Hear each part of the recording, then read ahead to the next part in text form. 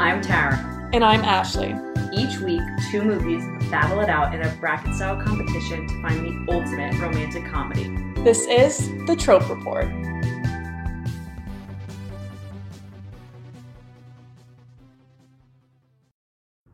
Hey guys! Welcome back. This week we have Definitely Maybe going up against Just Right. Definitely Maybe's a 7 seed with a 71%. Just Right is a 10 seed with a 47%. How do you feel about this? This is an interesting matchup because neither of them I'm crazy about, neither of them I dislike.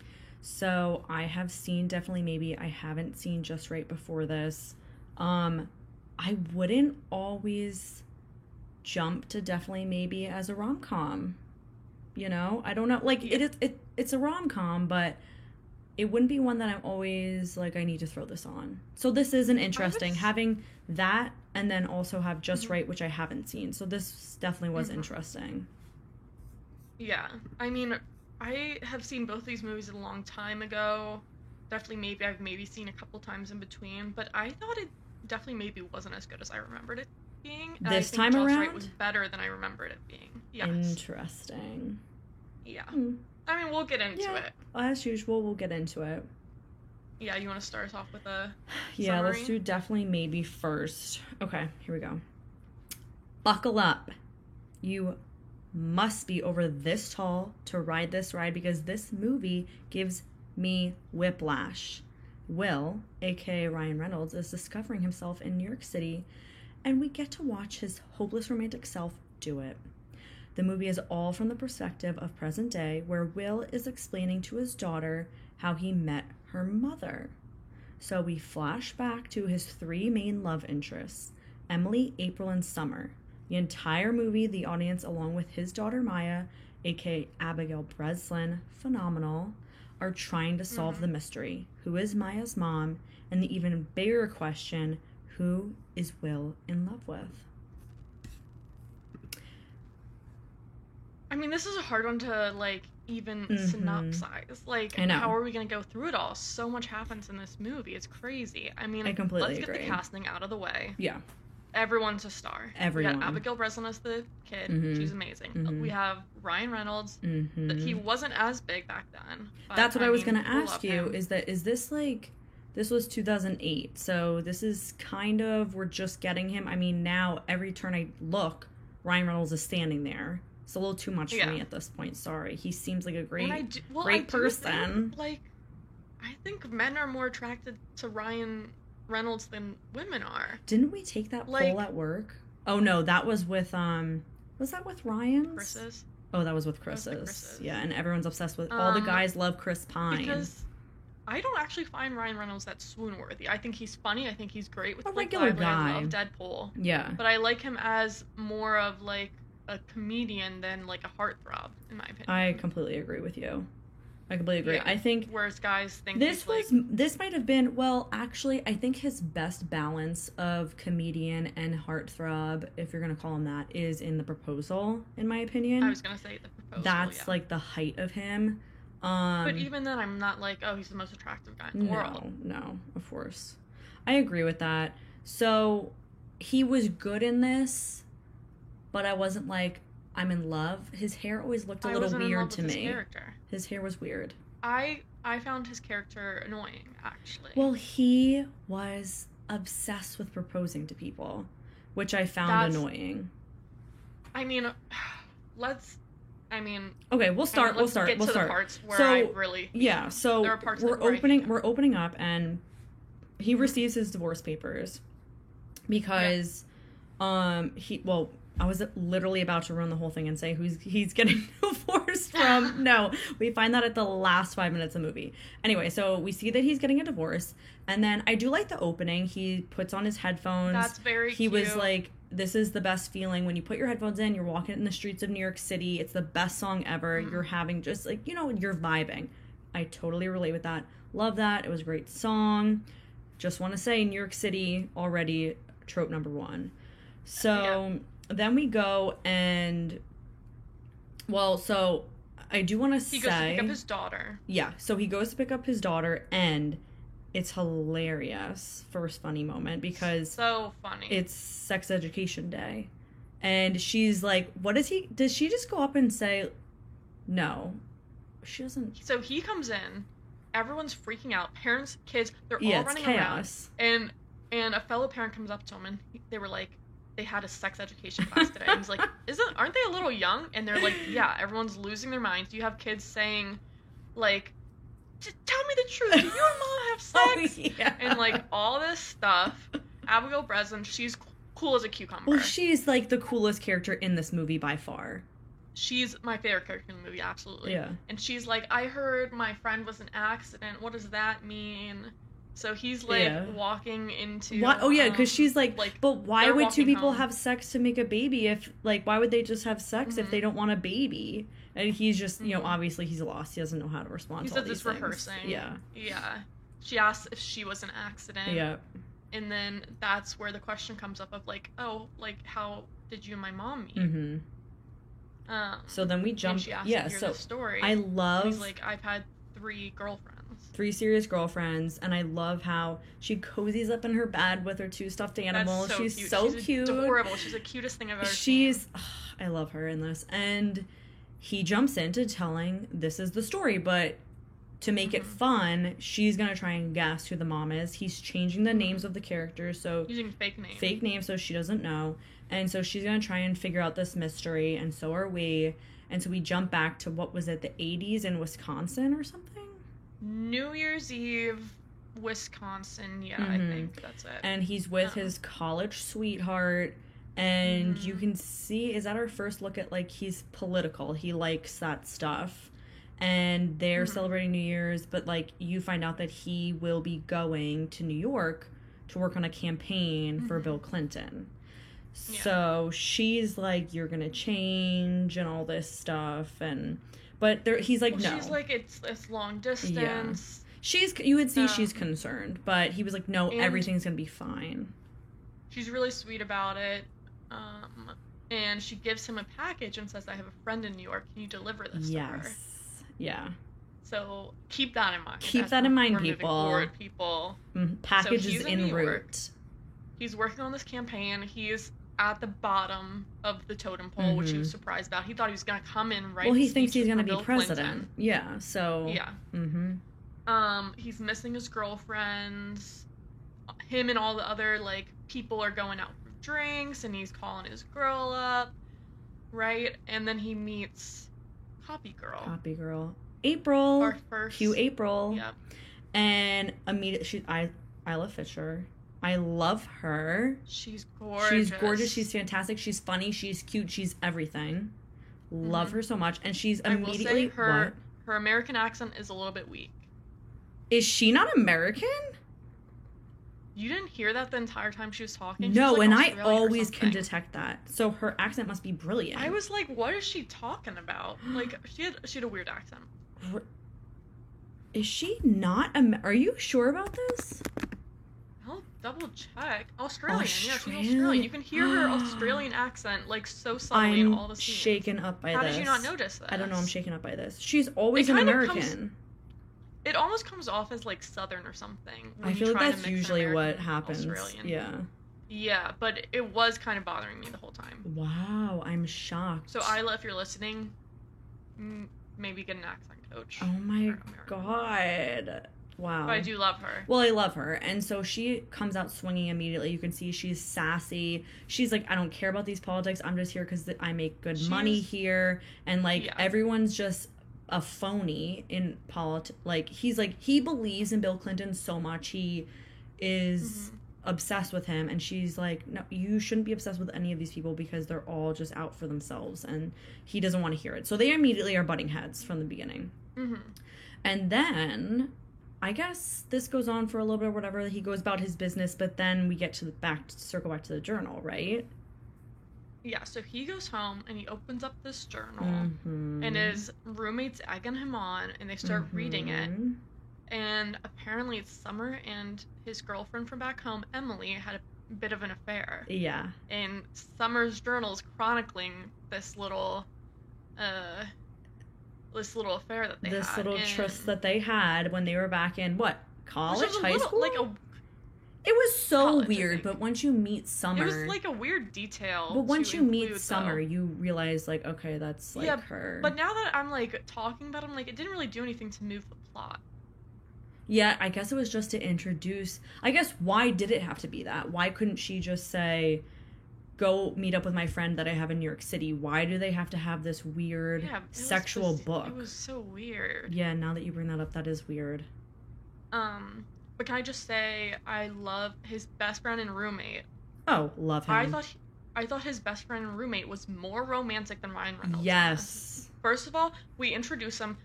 All of the other interns or whatever they are hanging out. And one of the girls calls this other guy, like, "You're unfailingly repugnant." And he's like, "I like women who say unfailingly repugnant." And that he's just looking at her. Side romance was so cute, and you didn't get enough of it. You're right. They should have been the main characters. When they got back from, like, their first date, he's like, "I'm in trouble. I'm in love." He's like, "I want to be the first president, but how will I do that with Sandra Bullock on my arm?" He's like, "She's so pretty that she's gonna, like, hurt my chances." And I was in love with him. God.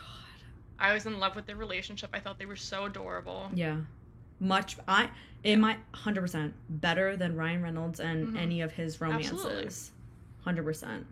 So basically he's now like, I'm going to go drop off this journal at Summer's house. So an old guy answers the door and he assumes it's her father.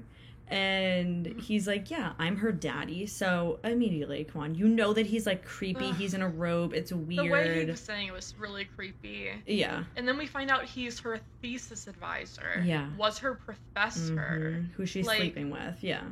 It's just a weird this is an inappropriate relationship, guys. When there is like a level of authority to someone, like that's taking advantage of someone. Yeah. Like it was creepy to me. It was very creepy, and he gets him drunk in the middle of the day. The guy was just off his rocker, you could say, but we come to find out that he's some famous writer, right? Like a prolific writer. Yeah, and so Ryan Reynolds, or Will, he passes out from drinking and is woken up by Summer, which she also was really inappropriate. I mean, at the end of the movie, I was like okay with her character, but I was never okay with her during. At the beginning, I'm not on board because let's just say it. Summer comes back, he hands over the journal. They chit chat. On his way out, she kisses him. Yeah. And says, "I was just curious. This is your like friend from college, and you know boyfriend. that. What are you doing?" Yeah, I thought that was like really that weird. Completely is inappropriate. And she, for all we know, she has not had a drop to drink, so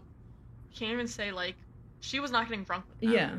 It was just so like not a only weird... are you kissing this man who you know is dating your old friend, but also he's drunk. Yeah. And also, Abigail sides with us. Abigail Breslin also said that she's going to run away if Summer ends up being her mom, which I agree. I agree. So then we move back to April, and they like run into each other again with the cigarette thing. They're burning down the cigarettes at the same rate. It was a really cute scene because she buys the expensive ones, he buys the cheap ones, and he's like, "Why would you pay more?" And she's like, "It lasts so much longer. See, like we'll take the same amount of puffs or whatever." They stood outside, hers won, and it was a cute little. They were getting to know each other. This is a great setup because you have them. You know, they're like, "Okay, we're gonna take the puffs at the same time for the exact same length." So you have them staring into each other's eyes as they're like watching each other's lips for like these cigarette puffs. So it was a great setup for like a romantic, you know, interaction between them. Agreed. I enjoyed that. And so then And this is where I get angry again. Why? Why? Well, she wins the contest and reveals it was her birthday, right? Yeah. And so he's like, "Oh, let me take you out for your birthday," because her boyfriend bailed and is like, can't take her to dinner anymore. And she takes him to a party instead. And he tells her, "Oh, I'm proposing to my girlfriend, I was like, come on. Like, you are not even...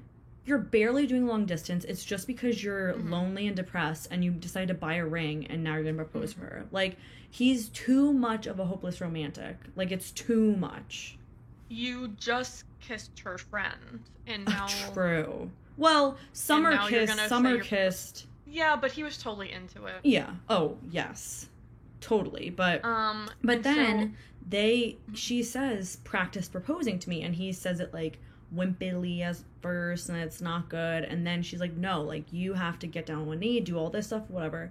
And he comes back, and I will admit it was a good proposal, right?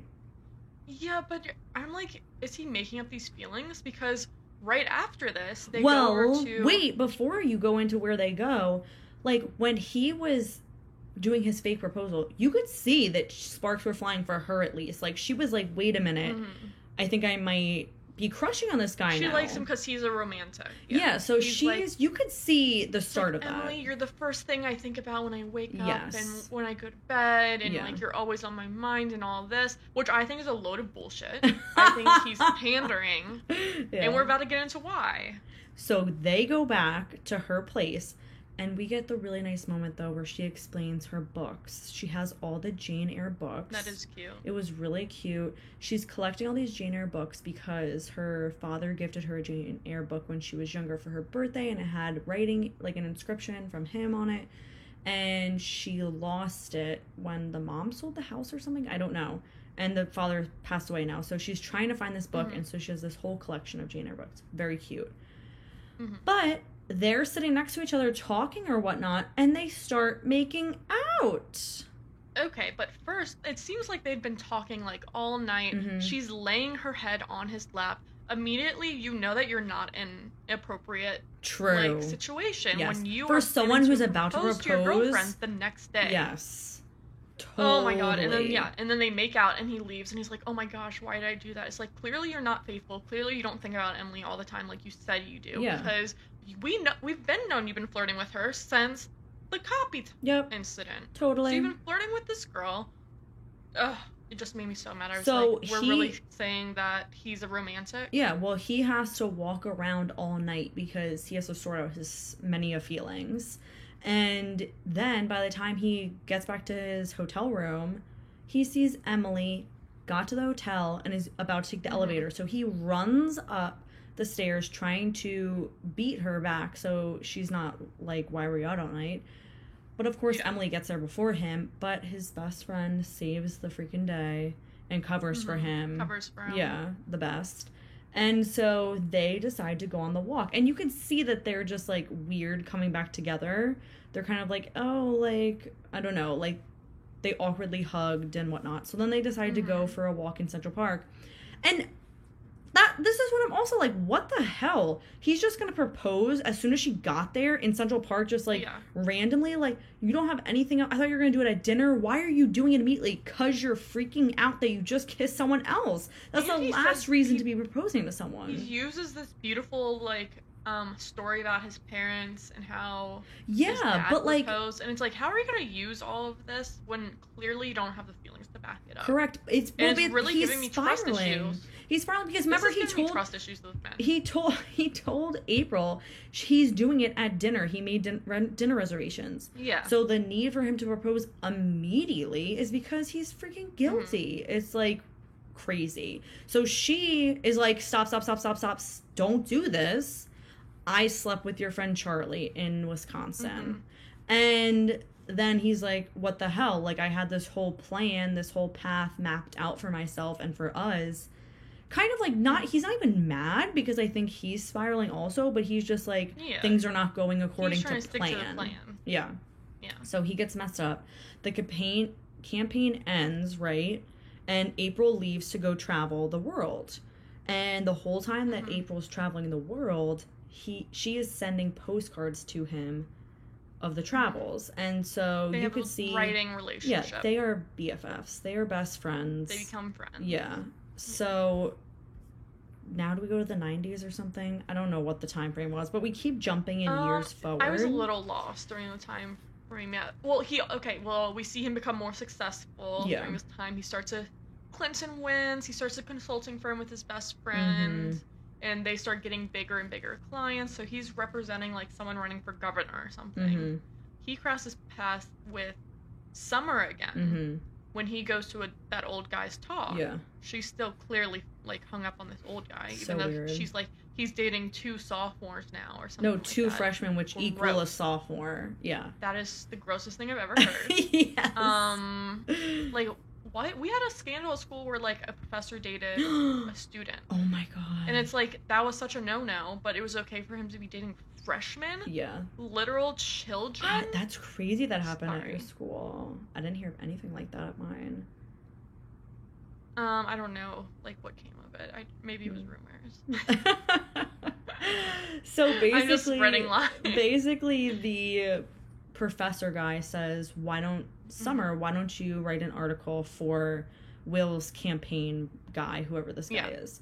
And so now they're spending time together, they're hanging out, and they like immediately fall in love. We get a montage. Yes, and I'm just like, this is not the montage that I'm looking for.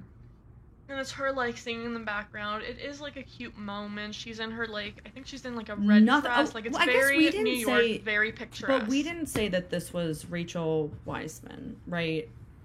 Oh, yes, this is Rachel Weisz. Gorgeous, phenomenal actress. Nothing against her, but this character is just not good. So I did like her more the second time around though. I liked her more the I can't third forgive time her around. for kissing her friend's boyfriend. Yeah. But I was like, wow, she's a talented writer. That's clear. She's a journalist. That's cool. Like, I did appreciate what she brought to the table. But she's clearly, like... So the next thing that happens is the professor guy has a heart attack. Mm-hmm. And they rush to his side. Yes. And it's so clear that she's still in love with him. Mm-hmm. Obvious. Like, totally. Yeah. Yeah. And so it's, like, a weird dynamic. So that part I didn't like. Yeah, agreed.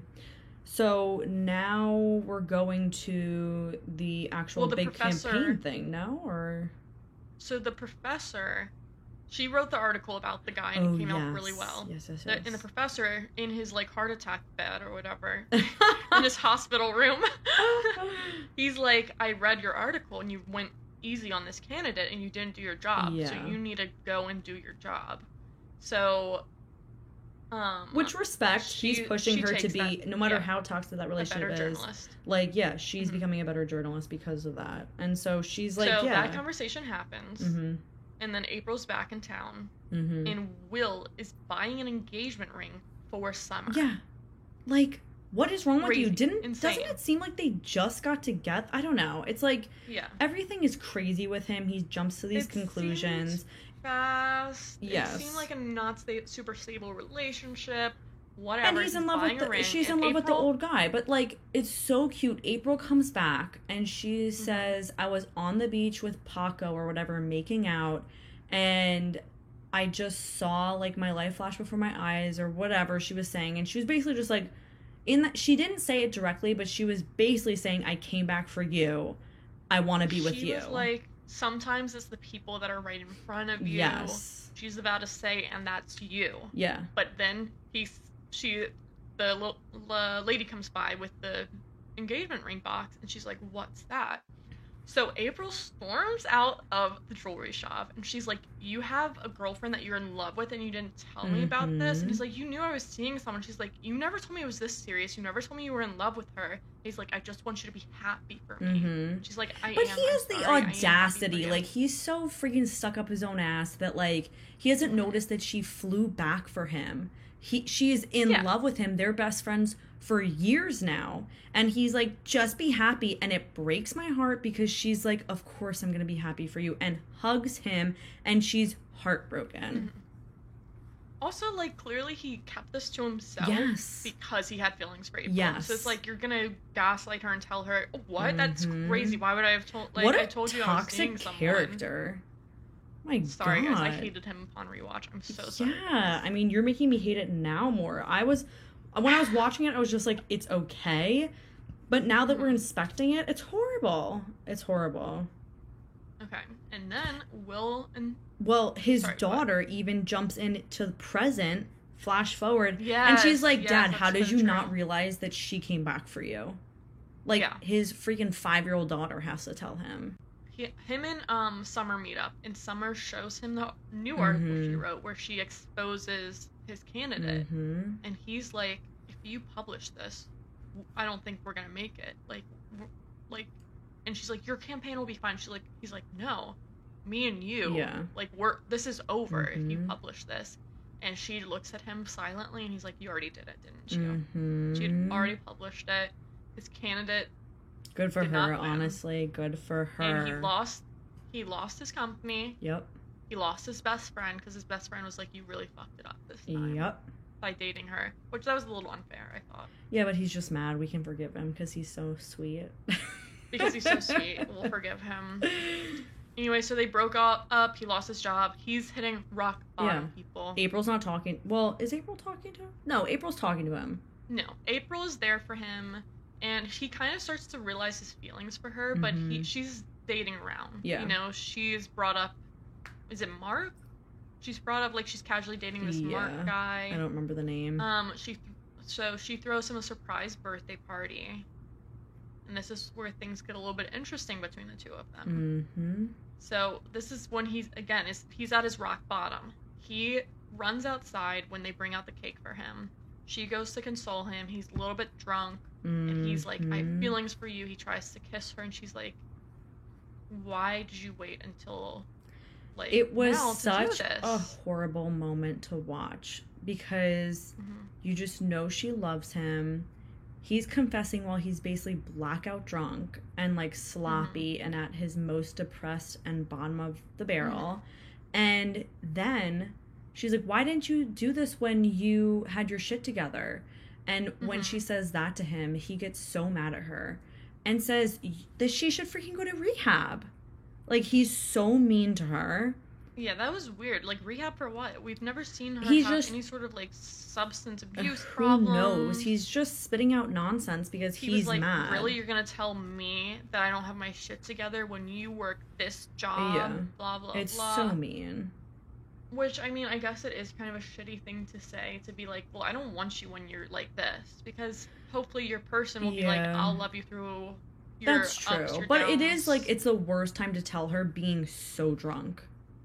But it felt like he was only telling her because he was at rock bottom and didn't have anyone, and she was the one thing that he could maybe have as like consolation maybe, prize. But still, it just was like, I don't know, if I was in her position, I feel like I'd be the same. Like, you'd just be like, really? Like, after I've been there for you for so many years. You know what I mean? And, like, now when you're drunk on the street corner and you left your birthday early that I worked so hard to put on, like, now you're gonna tell me. It's kind of like, yeah, I would be annoyed. So he's, like, super a mess, right? And then, I wrote a note in here. I wrote a note, a side note, and I said, I wish Emily and Summer just weren't in this movie because I feel like, or just like make them even more minor. It's just, I don't even care what they have to do. Like, I'd rather just see him and April's relationship just like go and like them figuring out and just have Emily and Summer so minor because I'm not interested when they're on screen. I don't know. It's like, it always is like weird things going, I don't know. And he's just like... But that's what made it, like, the interesting premise of... It made it a new... It's like How I Met Your Mother. Well, it made it... It's like the How I Met Your Mother premise. It made it a new dynamic, a new look at... Like, I don't think another... Yes, How I Met Your Mother show did this, but I don't think another romantic comedy ever did this. Yeah. So, fair play to that. But also, I was like, but it just doesn't work, and that's why it hasn't happened again. It just doesn't work for me. Yeah. But anyway, so I think a big time jump happens. It's not super clear, but the idea is he got his life back together. He finds the copy of Jane Eyre that she's been looking for with the dedication from her father. He goes to her apartment to give it to her. Oh, I have written down there. Kevin. Yeah. Okay. So Kevin is there. I think he's shirtless, maybe. But he's got on the shower or something. I remember him drying his hair off. Yeah. Ryan Reynolds is feeling intimidated. He takes the copy and leaves before she even gets back. Doesn't drop off her freaking dead father's Jane Eyre copy. That I was like, dude, tragic. Come on. At least leave it there. That's bad. But he just freaking leaves.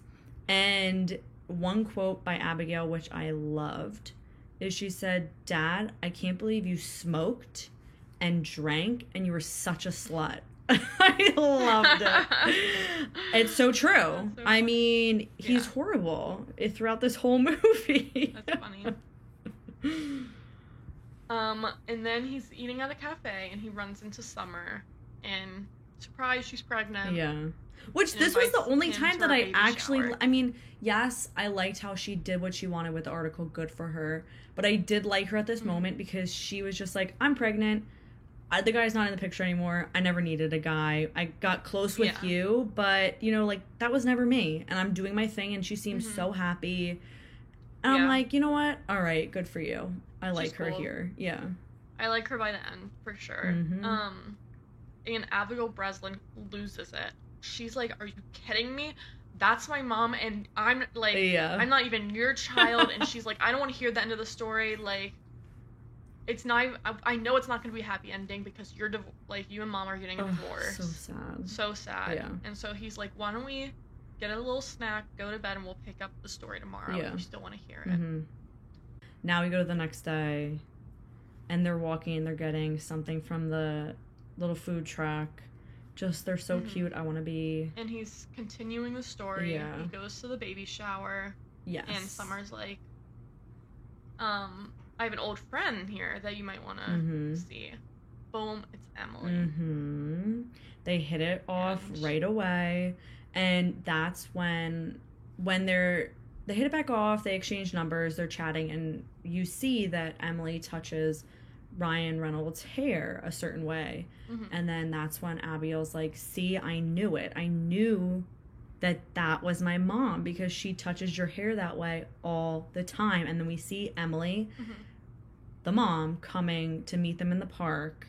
And like, why am I crying? Okay, Elizabeth Banks. It was really I was sweet. crying in this at the whole ending of this. Abigail Breslin is like, anytime I'm scared, mom does that to Yeah, me. well, she's the only It was reason so why I sweet. cried. She Yeah. should get an Oscar. But Emily does seem like a really good mom. Oh yeah. Like, we don't see her much in the movie, but she seems mature. I didn't mature. have She seems anything. like- Summer annoyed me. I Yeah. never had a problem with Emily at Yeah. all throughout the movie. She was doing and her she just thing. scoops up her daughter, and they go to the zoo together. All They three go of to them, the and it's really zoo and they sweet. watch the penguins, and it's the three of them. And Abigail's like, I love penguins because they mate for life. And I was crying again in this. I'm like, again, I don't want to be watching a romantic comedy and crying because I'm so emotional. That's not what I'm going for with a romantic comedy. I want a lighthearted movie that I don't have to think about, and it's just so fun. So, I don't know. That was like, I'm not saying bad movie. I'm just saying I'm not going to be throwing this on all the time, you know? So they're crying. I mean, I'm crying when they're at the zoo. And then it's just, she wants, obviously, what kid doesn't want their parents to be together? So you could see she's so upset and like trying to get them back together. And she's so hopeful. And then she watches them talk, and Emily's about to touch his hair and then doesn't. And that's when Abigail is like, okay, like they're not getting back together. And she runs up to the dad to say goodbye, and he says, I forgot to tell you the ending of the happy ending. It's you. And I'm crying again. It's so sweet. I just don't like this. So basically, we go and then see him sign his divorce papers. He's finally moving on. I do want to note his hands looked so feminine in this scene. They were so like petite, or like when he's handling the divorce What are you papers. talking about? You need to go back and rewatch this. His hands were so well manicured. I've never had such well manicured hands He's a before. movie star. He's not a lumberjack. Yeah, well. So anyway, he then does he bring, oh yes, he brings April the book. He tracks her down. He goes to her work, brings her the copy of Jane Eyre, and obviously April's upset. Yeah. She's like, how long have you had this for? And he's like, a really long time. She's like, you kept this from me. This memory of my father Yes. you kept from me all this For time years. for no reason. Yeah. And so she's mad, basically kicks him out. He tells Abigail about it, Abigail Breslin. And his daughter's yelling at him and is like, what are you doing? That's horrible. And then she I guess she saw the, now knows that her name actually is April. And she's like, why did you change all the names except for hers? Which also, like, why didn't he, though? Just because he wanted to say her name? Like, I don't get it. Because he loves her. But, like, so that's why you don't change her name? I found that a little weird. He couldn't picture her as any other name. But he, literally the mother of his child, he can just quickly change. I mean, I don't know. That was weird. But obviously everyone knows that he's obsessed with April. So Abigail's like, we have to go back and you have to have... She basically makes the grand romantic gesture happen. She's like, we need to go to Brooklyn and get her. So they go up and knock on the... Well, do the intercom. And she's like, why would you bring your daughter? You know that's, like, unfair, basically. Like, you know, like, she's so adorable. She's so adorable. Yeah. And I say no to that. But at first you think she's gonna say no because they said we'll count to 30 seconds.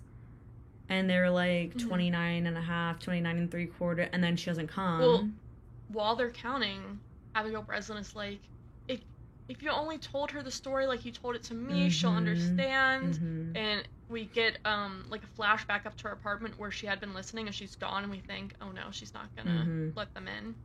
And then as they're walking away, she storms out, runs after them, and says, what's the story?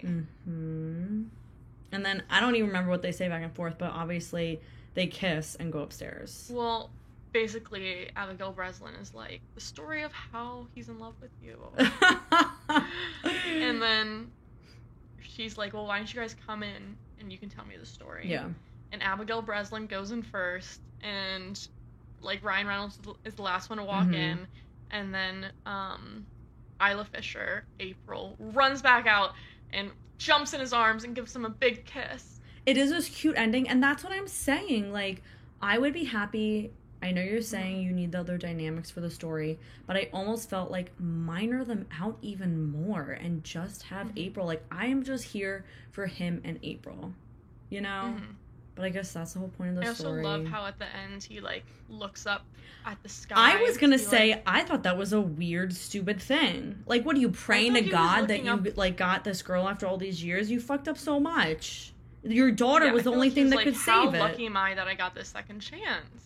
That's how I saw it. I guess, maybe. But I will say, he was like, when April was like, why would you do this? Why would you keep this from me all this time? He's like, oh, it's the only thing that I had to, like, remember you by. That's not good enough. She's been writing you letters for years. Yeah. You're telling me you didn't keep one of those 100 letters that you could have kept to remember her by? That's not a memory of her. That's her father's handwriting. Yeah. That doesn't belong to you. That's selfish. You were using this because you were like, if I ever need an in again, she'll be so appreciative that she'll jump right in my Fuck hand. Will. I hate him. I hate him. Fuck Will. I really do. I'm getting amped up. Like, I didn't like him. He was... No. Next, let's do Just Right. And there was a moment where he was like, they were like, oh, you got some interns at your office. And he's like, I did think about asking out the intern, but my heart was with April. Why are you thinking about asking out an intern at your company? You stupid. He is so stupid. You are a creep. Imagine when we were interns, if one of our managers or someone asked us out. Are you kidding me? Get out of here. Ugh. So, okay. A lot of ups and downs with this, and that's why I said in my synopsis, whiplash, people, because sometimes you're like, I love him and April in these moments. They do make it so cute. And then you have all these other moments that you're just like, I hate what's happening. All right. Just right. Just right, people. I'm much happier. Yay! Just right. All right, we've got Leslie, played by the Queen Latifah. Ah, love her. She's a physical therapist living in New Jersey. Okay, nice try. She's kind of a tomboy and a lifelong Nets fan. Every guy she goes out with sees her as just a friend. One night after a Nets game, she runs into Scott McKnight, played by Common, who was the star point guard for the Nets. Sparks fly, he invites her to his birthday party. Leslie brings her sister Morgan, who wins Scott's heart, and they start dating. Leslie's forced to watch. Scott gets injured. Morgan is out of there. Leslie becomes a physical therapist. You're giving everything away. The connection grows. I know, I'm sorry. I did a much too long time. But I was like, how do we get to the point? I was like, when's she going to stop this? Okay, but here's the thing. Like, the key point is that he starts, like, you I have to know. include the There's a part that lot. he's There's a dating the lot that sister. happens with this. There's a lot that happens, and I'm like, how do you give a summary without You keep it explaining- short and sweet and mysterious. Anyway, opening scene. She's a physical therapist. He's a basketball player. Done. A match made in You don't need to heaven. know anymore. So, Queen Latifah, we see her. I called her the Queen throughout this whole, when I was jotting things down. Oh, okay. I forgot her real name in the movie. Queen Latifah, you see, she sets the scene. She lower middle class. She's in like a beat up house or something, right? Her dad's over there fixing things. You just want to see that she not rich and famous like Common's gonna be when he comes She's in. an average, everyday girl, just trying to get through life. She's a physical therapist, and She's got a broken down car. Car is so beat up.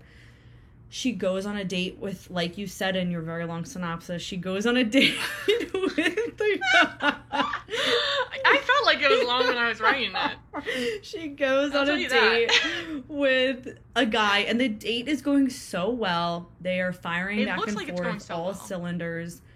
And they end the date, and he's like, oh, you're so great, but let's just be friends or whatever. And you could see that this has happened before, because she's just like, yeah, that's like fine. Finishing a sentence. Yeah, she's like, yeah, whatever. She's fine. like, I've heard this a million times. Mm-hmm.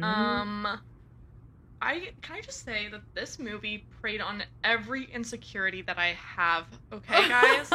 What do you mean? Because this is my fear, that I'm always seen as a friend. The second fear, so we'll get to the second fear after. Okay. When we get there.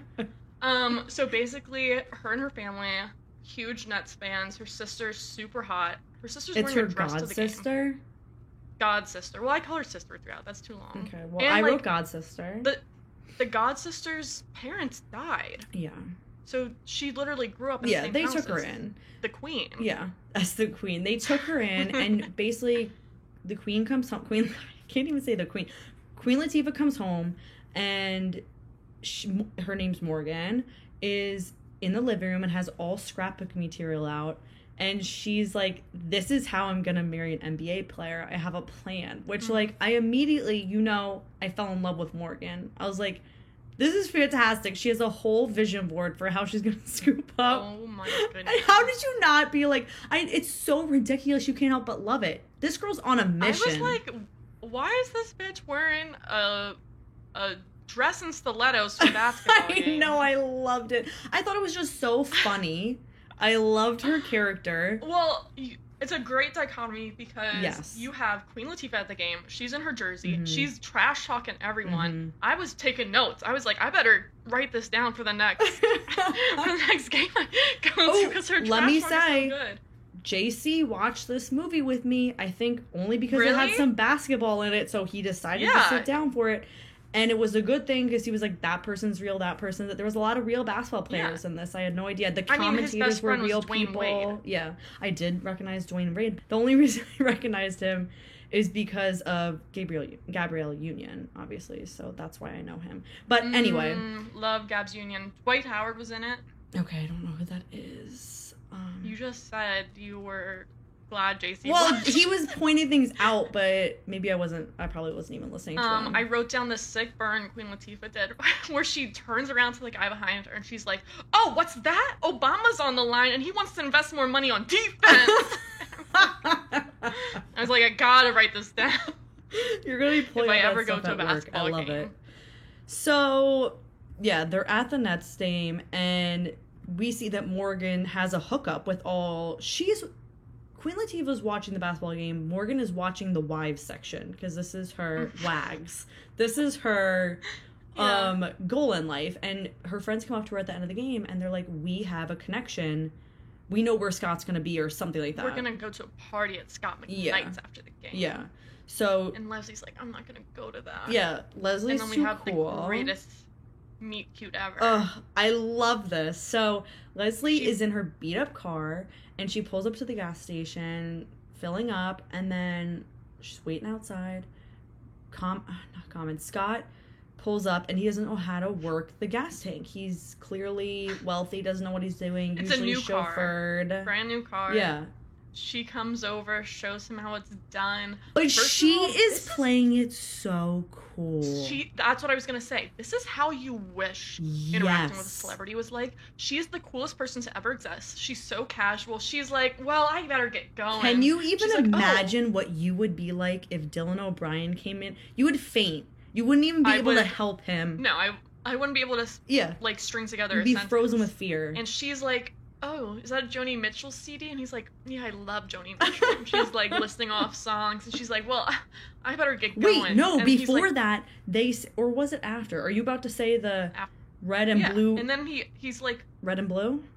Runs through my veins? Because earlier he said, you know I'm never leaving the Nets, to his like manager.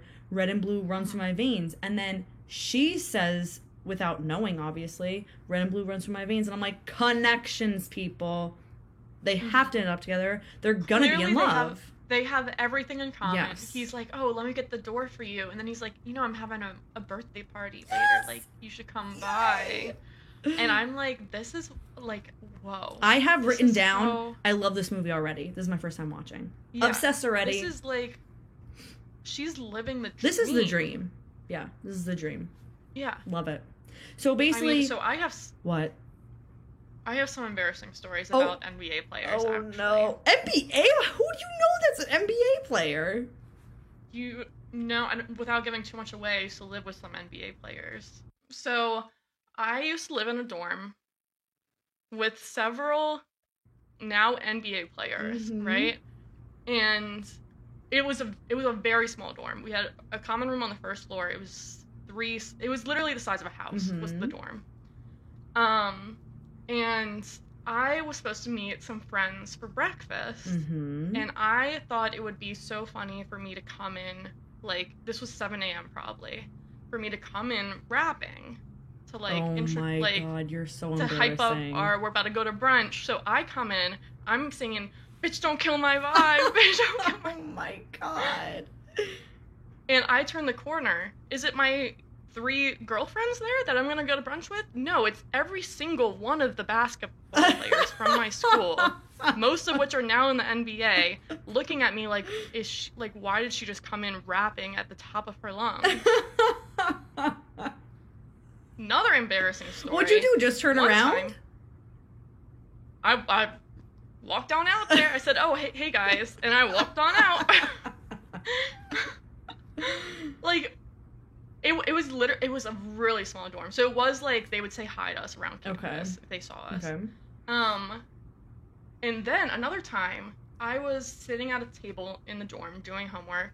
One of them comes down and sits with me, right? We're chatting. We're eating, he wanted to eat, food. So we were eating, snacks together, chatting. So you could have been a wag. One of them did is that my wives? Wives and girlfriends of professional sports NBA? Players? I don't know. Wagon? No. Wives and girlfriends of the NBA? Wagon? Wait. Isn't there a show called Wags? I don't know what this is. But anyway, Wives and girlfriends of high-profile sportsmen and women. Nailed it. Okay, go. Okay. So, we're, eating our little snacks together. He had, 3 Lunchables. Interesting. And we're chatting. And he goes to throw away his Lunchable. And 3 Lunchables and you playing in the NBA? That's highly suspicious. This was his snack before he went to class. Okay. And these girls came over and they were like, oh my gosh, you're having, a snack with blah, blah, blah. See, I'm confused why you wouldn't try and jump on that. I'm confused why you wouldn't. Well, I'm about to get to how I embarrassed myself. And I was like, oh my gosh, yeah, we're, best friends now. Oh my god. Guess who didn't leave the room? He just turned the corner. I thought he, went to the kitchen to throw it away. Nope, there was a trash can right at the corner. He heard all that. Ash, I'm so uncomfortable listening to this. Me being yeah, we're best friends now. Yeah. And after that, it was just, hey, how's it going? He was like, I can never talk to her again. She's obsessed with me. He was probably like, she's like a clout chaser for sure. Yeah. Which is also how it would be if we met celebrities. So Which, we're in like, trouble. that's the only way I probably would date an NBA Oh player. my god, we're in trouble. Is for clout chasing. Yeah. Oh my god. Because in reality, how much would we have in common with an NBA player? And I also, could this make was something them- in common to date them. Keep in mind, this was them in their most hormonal state. They're 18 years old, Mhm. and this is their first taste of fame. They're bringing home, like, multiple girls on each arm. Yeah. Okay? I'm not trying to catch something. Other than baskets. So good. Wow. Those were some good stories. And they all have kids that are, like, 5, 6 years old now, because they all had kids, like, with students at my school. While they were students at my Really? school. Wow. Did you want that to be me? No, never, Ash. I wanted you to lock one down, but then somehow come to our sad place of work, Honestly, meet the me, only and ones- then I can live vicariously through you. The only ones that talk to me, like, aren't even on good teams, so... Like, the ones that I embarrassed myself in front of are on good teams, but, like, God. there was one that, like, slid into my DMs. He, like, I think he's not even in, like... So you would have been, No, you're just a good like division. Morgan, and you would have said, bye. Mhm. I If would've you don't said, got the "Bye. money, I don't want it. You don't play for the Celtics? I don't want it. Okay, back to this. Alright, we're gonna cut Yeah, most of that. back to back to this. I wanted to tell you those stories. Those are good. So, wow, we're still at like the start of the movie. So, Queen Latifah is getting ready We with basically just started. what? Yeah, I said we Yeah, basically true. just started. Queen Latifah is getting ready with her sister quotes and Yeah, it's her god sisters tagging along. yeah, going to the party that she was invited to go to at Scott's. And it was so sad because Queen Latifah's mom comes in and is like, I wore these your grandmother wore these diamond earrings when she met their grandfather, and I wore them when I met your father, and now Morgan, I'm gonna give them to you. And Queen, because she's like, Queen Latifah, you don't, she didn't say Queen Latifah, but you know, you don't like wearing fancy jewelry. And you could see she's really upset because she was really Yeah. feeling excited about this night that Scott noticed her and was talking to her. Also, like, her whole family is so excited for this party, which is so adorable. Yeah. Her dad is lending them his car, and he's like, you guys look so pretty. You guys are Yeah, gonna they're do like, so and well." but I'm like, this is a lot. They keep saying like, bring Yeah. back a husband. I'm like, okay, this is Yeah. a little too much, but okay. So they go to the It's party, crazy. and Scott comes up to her right away, and he's like, "You look great," and they're Yeah. chit chatting. He is the center of attention at this party, Yes. and he comes up to her to say hi. What a gentleman! And then this is where my second worst fear comes in. Her Mm. sister comes over and is like, "Oh my gosh, girl, I gotta run. Like, I'm volunteering at some orphanage or Shut something." up, Morgan. She lying. instantly- She's lying. Instantly, his attention has gone to her, and he's Mhm. like, "Can I get your number?" This is my worst fear. Yeah. That I'm talking to a guy, or I think something's going well. I feel a spark with someone, and as soon as my friend comes over, they're onto her. Don't like, ever think such that's a why- thing, Ash. That's why I can't do double dates, because I'm like so scared of them talking afterwards and being like, "Man, I got the like short straw or something." Like, this is a fear of mine. Ash. And guess what? It came true for Queen Latifah. Yeah, well, If it can happen that's to true. Queen Latifah, it can happen Because to any of us. true, because immediately Scott Mhm. is in love with Morgan, can't stop staring at her, Ugh. is drooling over her, As if he didn't have a connection with Queen Latifah Yes. 5 seconds ago. and Morgan's It's like, insane. yeah, Morgan's like, we gotta go, and he tries to give his number, and she's like, no, I'm sorry, I tried NBA players and I can't do it. Like, she's trying to act so cool. Yeah, she's playing hard to get Yeah, it. and they leave the party, which is like, Queen Latifah just got there, and this is her idol, the Nets, and you're gonna make her leave? That's selfish, Morgan. Because you want to seem like calm, cool, collected. Yes. Too good for So this. Like, what this is happens crazy. the next day is freaking Scott shows up at Queen Latifah's house Mhm. for Morgan. Ugh. And you could see, like, the dad was so cute and excited to meet Scott, shaking his Yeah. hand, about to break his hand. They come in, and the dad, like, the ongoing thing throughout the movie is the dad's trying to fix up Queen Latifah's house and can't fix a thing, and everything's Mhm. broken. He's just the cutest. And so Morgan's upstairs still asleep. and they're calling down for her, and she has to get ready, and she comes down, and then she looks marvelous, right? Like 5 seconds earlier, she looks horrible, dolls herself up because Scott's there, and Scott and Morgan basically start dating. Okay, do we get a montage or no? I don't think so. I mean, it kind of just we know time passes because she got a haircut. True. And they're like, oh, it's been 3 months. But also, can I just say Queen Latifah has the saddest line when, like, she comes back and he's all over Morgan or whatever, and the dad asks about it. She's like, oh, it's okay. All the great guys just want to be my friend. Yes. And it's so heartbreaking. Sad. But yeah, so 3 months pass. They're in love. They're ready to buy a house together. Morgan and Scott, they're talking. She's like, yes. yeah, we want to have enough room for the kids. Yes. Like, we want to start a family right away. What the hell? And then he proposes Don't even. I know. I mean, his mom, we have to say it, Felicia Rashad from The Cosby Show. Mm-hmm. She's a legend, and she's so good in this movie, I think. Yes. She's concerned. Well, she's like, Mom always knows, and yeah, Mom immediately, you Morgan is like trying to hug her and kiss her and everything, and you could see the mom is kind of standoffish, but as soon as she meets Queen Latifah, she knows that she's a good one.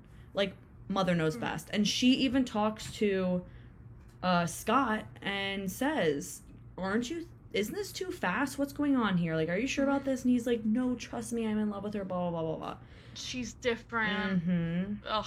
But what happens next? He gets picked for the All-Star game for the East Coast, and he injures himself, like, trying to score a goal or whatever. Which, by the way, JC said tearing your PCL is the worst thing that you could do in your knee or something. Yeah, that is really bad. But also, then they were showing, that's like a tendon or something that they tore. Yeah. But they kept showing, like, x-rays of a bone that was, like, broken. I was like, this definitely isn't the torn PCL they were talking about. Yeah. Also, I did appreciate that they made Common a point guard, because it would have been so unbelievable. How did you know that he was a point guard? I had no clue what was going on with it.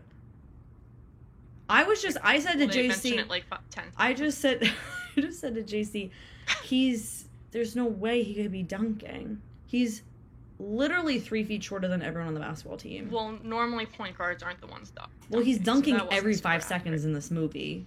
It's kind of absurd. Point guards are usually the shortest player on the team. Okay. Because let me tell you again, I've been around some NBA players in my time. Oh my god. And they ain't 6 feet.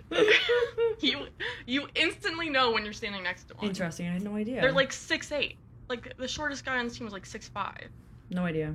But there are some short point guards. I think, like, there's one that's like 5'9" in the NBA. Oh my god. Yeah, there can be some short ones. So I was like, at least they try to make it a little realistic. Believable. Yeah. Okay, fair enough. Making him a point guard.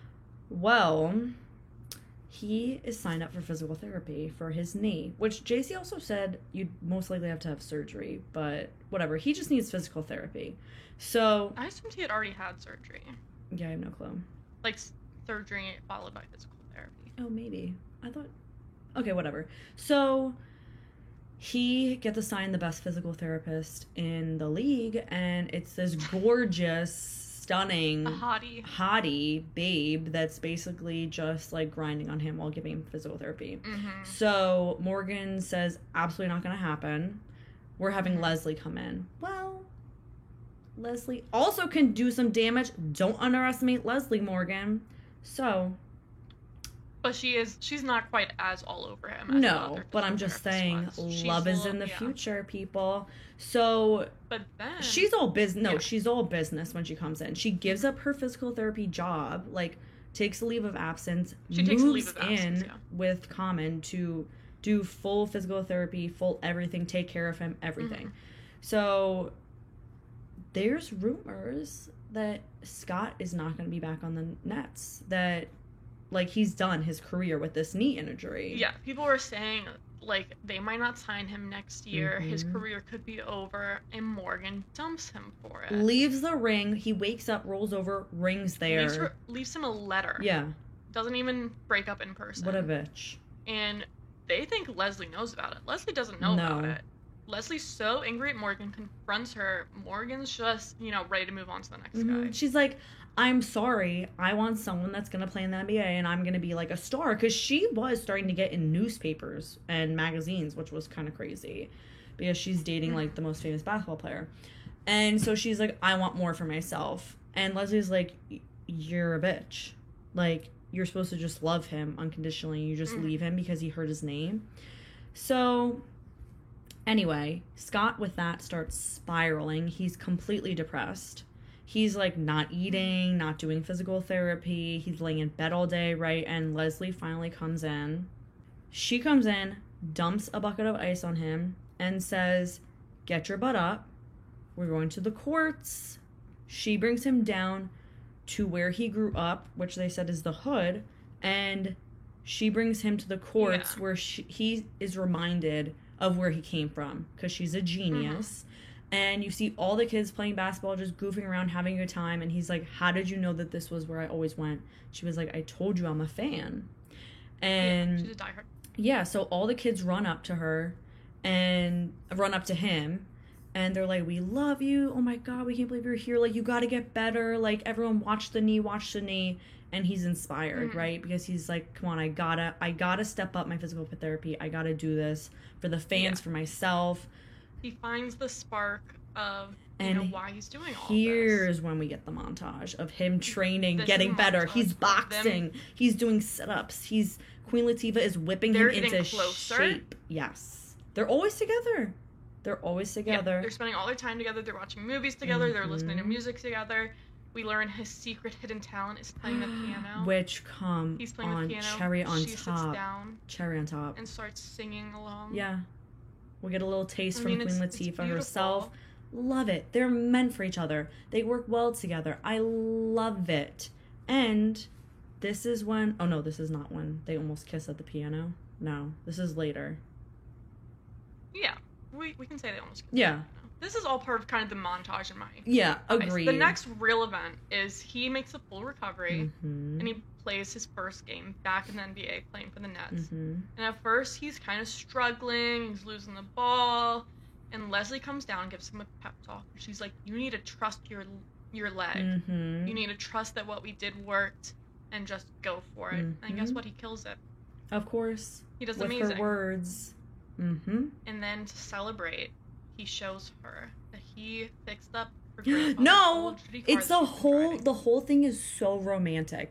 He finishes the game, runs to his mom, hugs, and then runs to Queen Latifah, hugs, and says, I really, truly, owe this all to you. Thank you so much from the bottom of my heart. And I owe you, I want to take you out, basically take you out on a date, basically.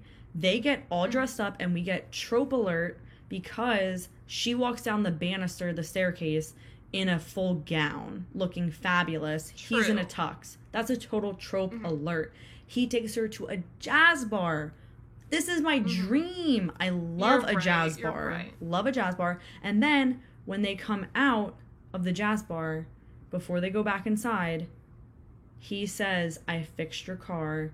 He completely redid the car, but kept the dimple that she loved that reminded her of her grandfather in the side of the car. It is so sweet. And then they kiss, for real. And then they sleep together. We get a little scene of them waking up together in bed. Well, no, she wakes up alone, actually. Does she? He's off on a run.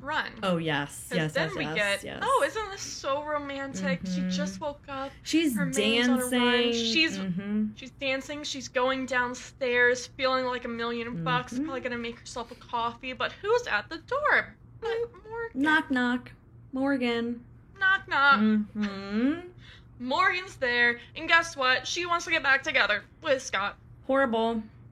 Scott comes and in, so he's like, he comes back from the run. What are you doing here? And she's like, I have commitment problems because I lost both my parents when I was young. Queen Latifah's hearing all this because Queen Latifah is hiding behind the corner.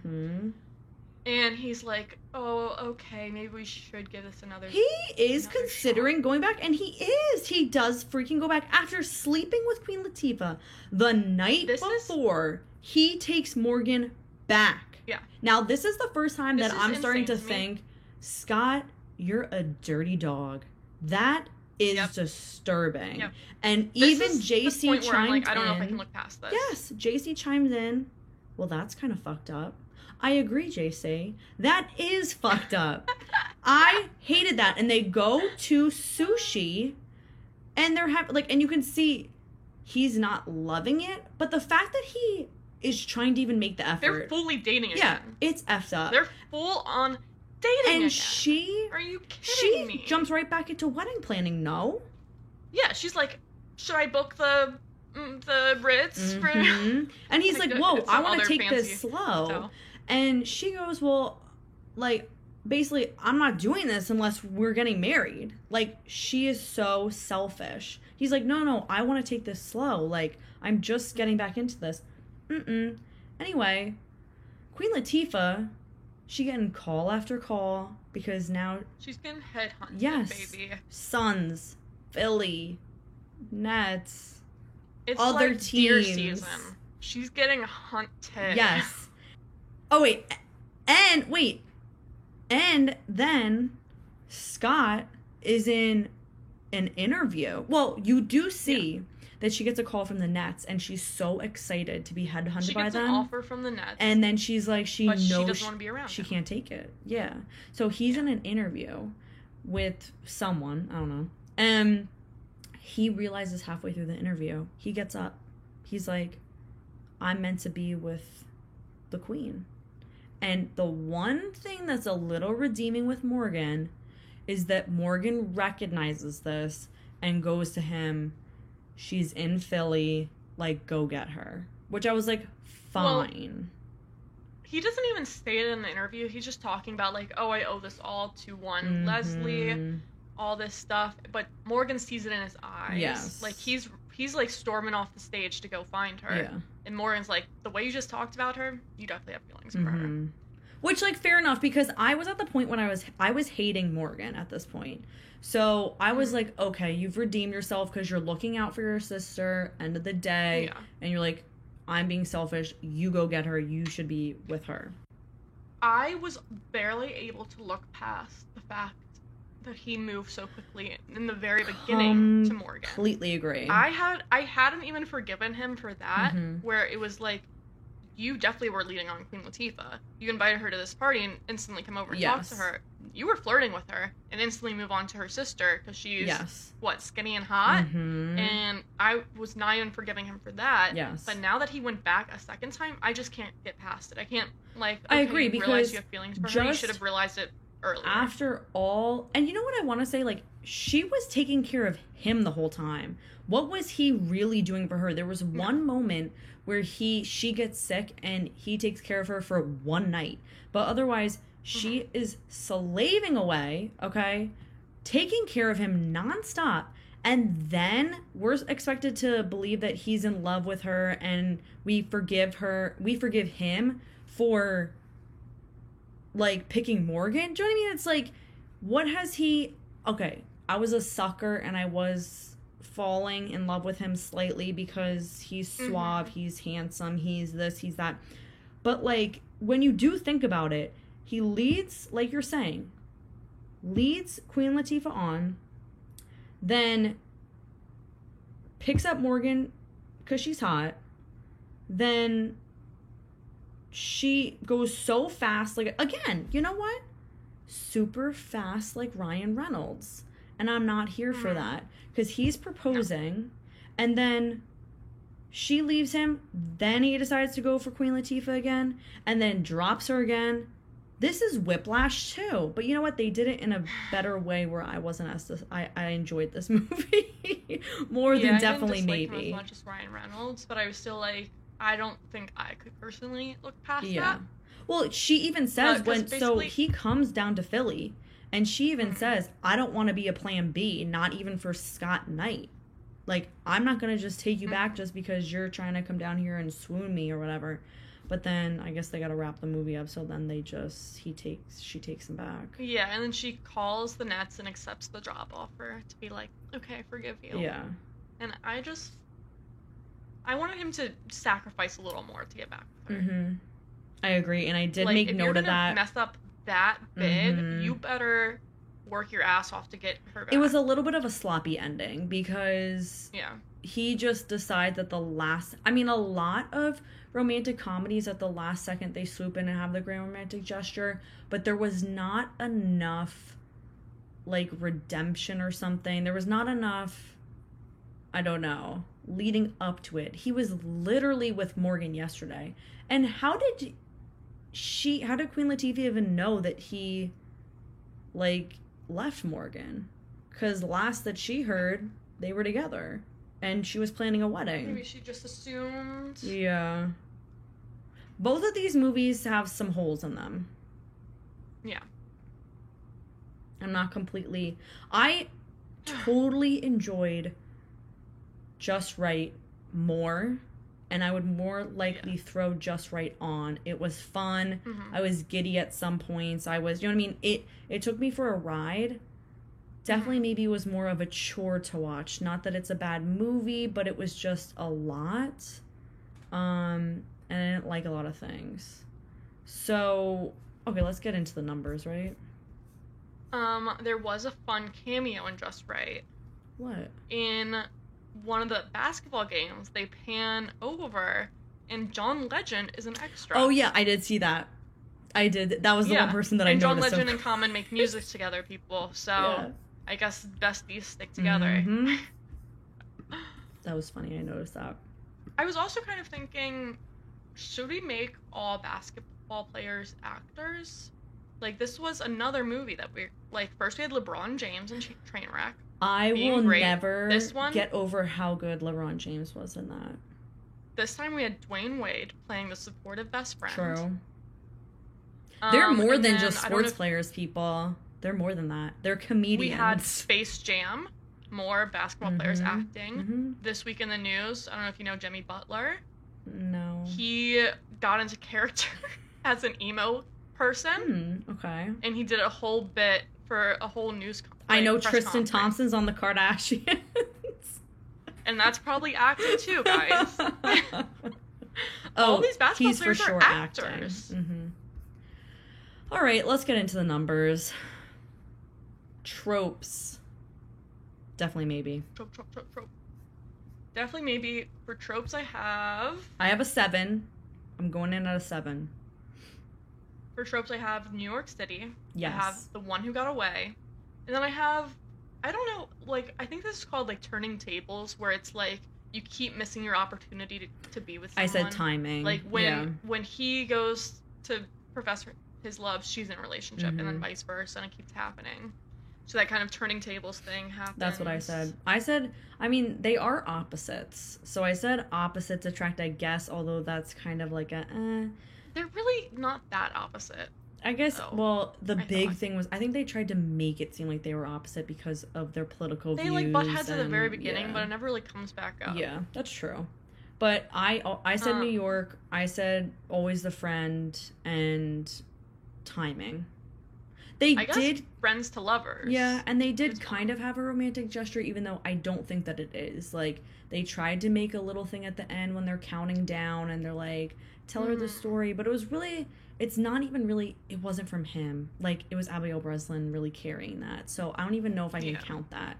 So I said 7, I'd say 6 or 7. But I could do 6.5. 6.5? Yeah, okay. I'm good with Let's that. do 6.5 for definitely maybe. Yeah.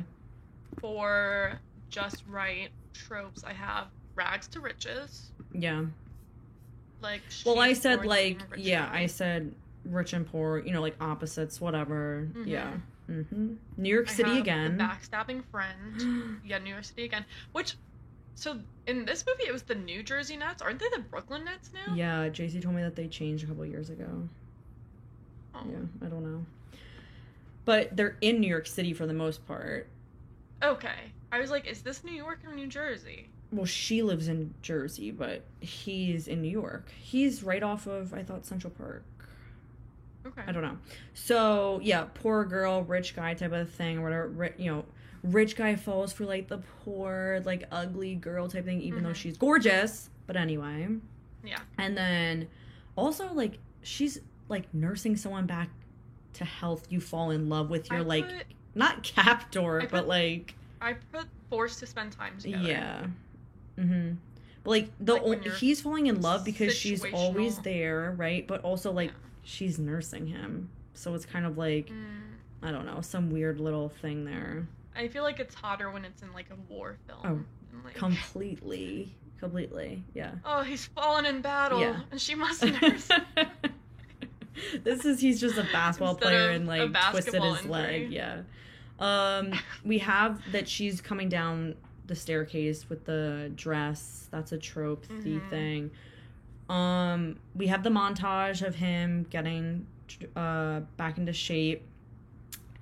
Again, both poor romantic gestures. They went half-assed with the romantic gestures at the end. He just shows up in Philly, and then Ryan Reynolds just shows up at her door. They were all right. We have meet cutes for both of them.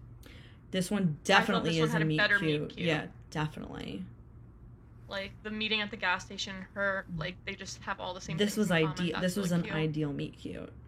Yeah, so we definitely have to rank it. Well, I It had needs this. to be higher than definitely. I said this as an 8.5.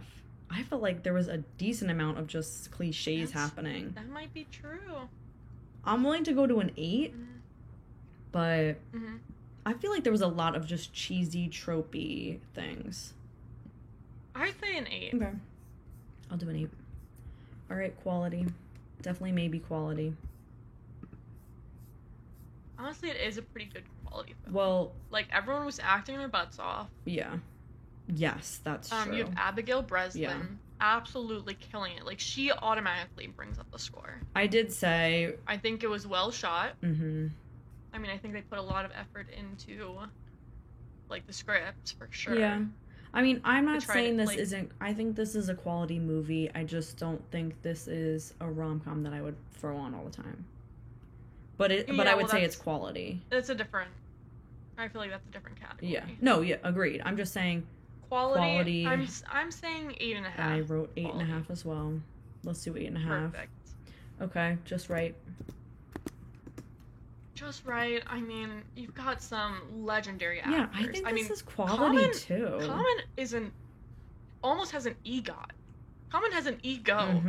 an Emmy, a Grammy, and an Oscar. Mhm. If he did more Broadway, he'd be an EGOT. Are you kidding me? Also, James Pickens Jr., who's on Grey's Anatomy.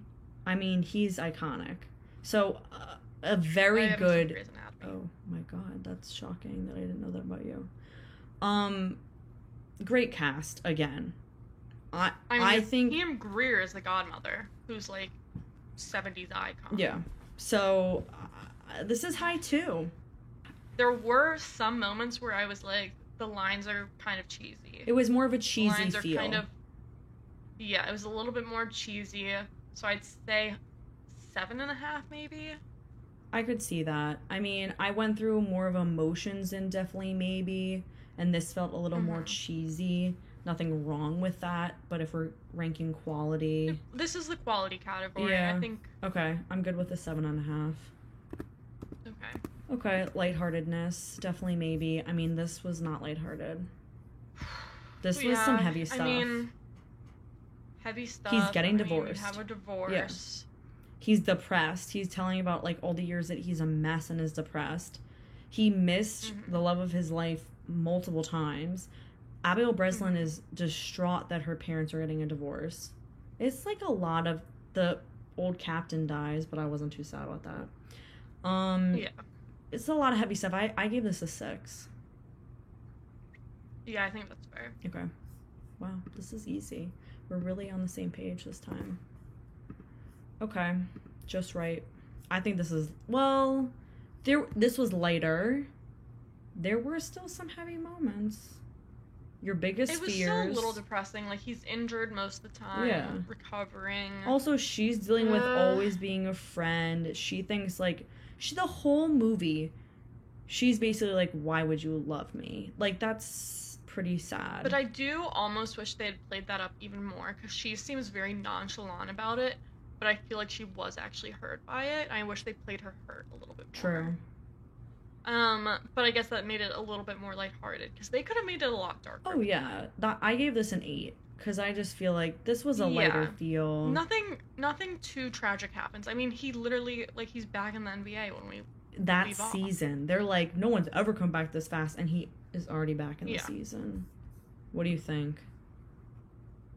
I think, what did you say? 8. Yeah, an 8's good. Okay. Comedy. Definitely maybe. I mean, I think the only comedy thing about this is Ryan Reynolds. He did have some, or Abigail Breslin had some funny things. Abigail Breslin, I thought, was the funniest.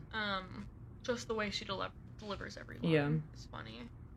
I wrote down when he proposed this to Emily, it was kind of funny because he's, like, telling a story about, like, how his dad knew his mom was the one, and he starts to get on one knee, and she's like, I'm not your mom, I'm not your mom, I'm not your mom. There were funny, that's what I'm saying. I thought he was a little funny in this. Like, there were funny moments, for sure. Yeah, and... I mean, Isla Fisher was funny. Yeah. Like, how she was so into pretending that she was getting proposed to. Yeah, but I wasn't dying laughing. Like, there's definitely some funny moments. I wasn't dying laughing, but I thought it was funny. I don't know. It was more of... Yeah. I gave 7.5. Yeah, I was gonna say, like, a 7. What do you want? 7.5 is fine. Okay. And then Just Right? Just Right. I feel like one of my dislikes was I don't think they gave Queen Latifah enough freedom to do her, like, funny thing. You know? Agreed. Because we know she has the comedy chops, but they didn't really give her much comedy except for when she's trash talking at the basketball game. I agree. I said this was only like 6.5. I ranked it the same ranking as 27 Dresses.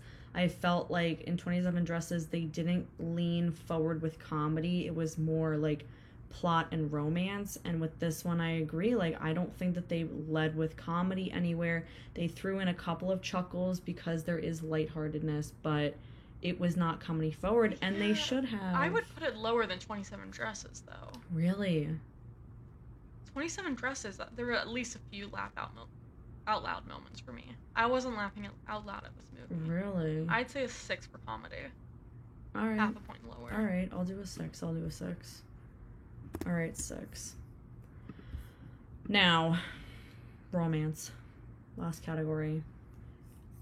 I think this is tricky because there was trickiness with both of these movies because you didn't really like Will. It definitely may be the main character. He was annoying.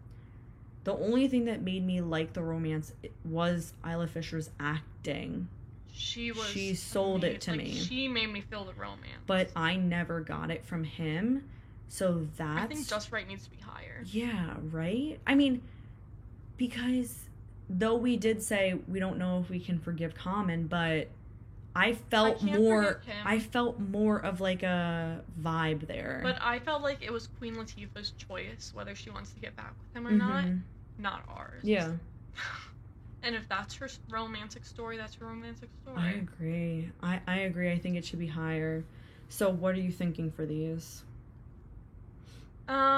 Since Common made an unforgivable mistake and Will we hated, I think we keep him kind of low, 7 and a 6. I'm okay with that. Yeah. I'm okay. Okay. 6 for definitely maybe and 7 for Just Right. All right. This is kind of how I wanted it to go. I don't mean to be biased. Was it close? It was close, okay. Definitely maybe 34.5. Just Right 36.5. Just Right is going forward. I think that's fair. I get more of a romantic comedy vibe from it. I was having fun. I think we're gonna get some people mad about it because definitely maybe I feel like it's a little bit more of a classic. I don't think so. I never throw on Definitely Maybe, and now that I know about Just Right, like now that I've watched it, I'm gonna throw this on. This is a fun one. I think Definitely Maybe is big in the guy community. Like, this is a guy rom-com because of Ryan Reynolds. Maybe. Well, remember our manager, we sent out who do you think's gonna win. Our manager picked Definitely Maybe. I forgot about that. I felt like every guy we talked to had Definitely Maybe going a lot further. Why that one? That's so... Because men are obsessed with Ryan Reynolds. Interesting. If you're a boy listening, if there happens to be even... Do we even have one single boy listening? Please let us know, because I'm intrigued by that. I really am. Straight man. Because I think the Ryan Reynolds effect only works on straight men. Okay, fair enough. All right. Don't forget to check out the bracket on our website. The link is in the description. We'll also be posting the final scores. Send us your thoughts on this week's episode at thetropereport@gmail.com. Or check out our Instagram and Twitter at The Trope Report, where we post quotes from each episode. Next week will be Friends with Benefits versus Never Been Kissed. And our special guest will be my friend Gabby. She's coming in backing Friends with Benefits, which will be interesting because I don't know which one I'm gonna be more biased towards here. I don't know if I have a favorite with this. Yeah. We'll see what she has to say. Alright, that's it for now. Until next time, Keep it romantic.